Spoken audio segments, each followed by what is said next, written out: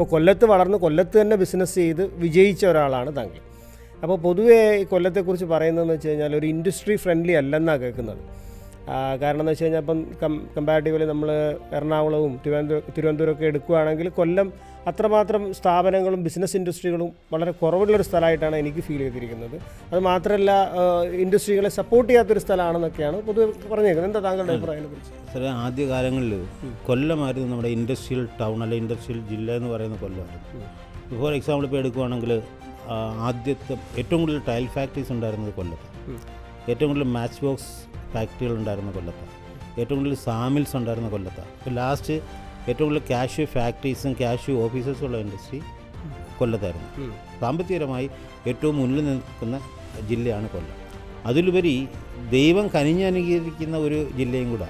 നമുക്ക് മലനിരകളുണ്ട്, സമതലങ്ങൾ ഇഷ്ടംപോലെയുണ്ട്, അതോടൊപ്പം തന്നെ പുഴ, കായൽ, കടൽ ഇതെല്ലാം ഉണ്ട്. ടൂറിസം വികസിപ്പിക്കാൻ പറ്റുന്ന ഏറ്റവും വലിയൊരു അത് ഗവൺമെൻറ് ഇപ്പം തന്നെ 2000 കോടി രൂപയെങ്ങാണ്ട് നമുക്ക് കൊല്ലം ജില്ലയ്ക്ക് ഇറക്കാൻ പോവുകയാണ്. അപ്പം ഇപ്പം മൺറോത്തിൽ ഇപ്പോൾ ഏറ്റവും വലിയ ടൂറിസ്റ്റ് പ്ലേസ് ആയിട്ട് മാറിയിരിക്കുകയാണ്. എല്ലാവരും പറയും കൊല്ലത്ത് ഇൻഡസ്ട്രി പോയി. അതിനകത്ത് ഏറ്റവും വലിയൊരു നമ്മൾ ശ്രദ്ധിക്കേണ്ട ഒരു കാര്യം, ഏറ്റവും കൂടുതൽ സാമ്പത്തികമായി മുന്നോട്ട് നിൽക്കുന്ന ജില്ല കൊല്ലം. സാറിന് വിശ്വസിക്കുക, 2023-24 RBIയുടെ റിപ്പോർട്ട് പ്രകാരം ഏറ്റവും കൂടുതൽ വിദേശ നാണ്യം വന്നേക്കുന്നത് കൊല്ലം ജില്ലയ്ക്കാണ്. അത് സ്ഥിരമായി മലപ്പുറം ജില്ല വെച്ചുകൊണ്ടിരുന്നൊരു സംഭവമാണ്. അത് നമുക്ക് ഏറെ കൊല്ലക്കാർക്കെല്ലാം അഭിമാനിക്കാവുന്നൊരു കാര്യമാണ്. എന്താണ് ഇതിൻ്റെ ഒരു ഫ്യൂച്ചർ കൊല്ലത്തിൻ്റെ? സാർ, അത് മാത്രമല്ല, നമ്മുടെ പണ്ട് തൊട്ടേയുള്ള ഇപ്പം നേരത്തെ പറഞ്ഞതുപോലെ തന്നെയാണ് ഏറ്റവും കൂടുതൽ ബെൻസ് കാറുകളുണ്ടായിരുന്നത് കൊല്ലത്താണ്.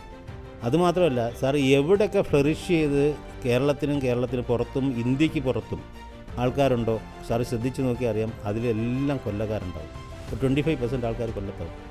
ഇപ്പം തന്നെ വേണമെങ്കിൽ പേരെടുത്ത് പറയാവുന്ന ഒരുപാട് പേരുണ്ട്. ഇപ്പം രവിപിള്ള, അദ്ദേഹം നമ്മുടെ കൊല്ലക്കാരൻ ചവറയാണ്. അതുമാത്രമല്ല, ഇപ്പോഴത്തെ ലിസ്റ്റും പ്രകാരം ഏറ്റവും കൂടുതൽ GST അടച്ചേക്കുന്നത് പിന്നെ നമ്മുടെ അഹനസ് എന്ന് പറഞ്ഞിട്ട് ദിയ ഹോണ്ടയുടെ ഏറ്റവും കൂടുതൽ ഇൻകം ടാക്സ് അടയ്ക്കുന്ന ഒരു വ്യക്തി നമ്മുടെ കൊല്ലത്താണ്. അദ്ദേഹം എൻ്റെ വളരെ അടുത്ത സുഹൃത്താണ്. അങ്ങനെ ഒത്തിരി പേരെ നമുക്ക് എടുത്തറിയാം. പക്ഷേ NRIs ഒക്കെ നോക്കാമെങ്കിൽ ഒരുപാട് പേര് കൊല്ലത്താണ്. അതുകൊണ്ടാണ് ഈ സമ്പത്ത് ഇങ്ങനെ കൊല്ലത്തേക്ക് വന്ന് കൂടുന്നത്.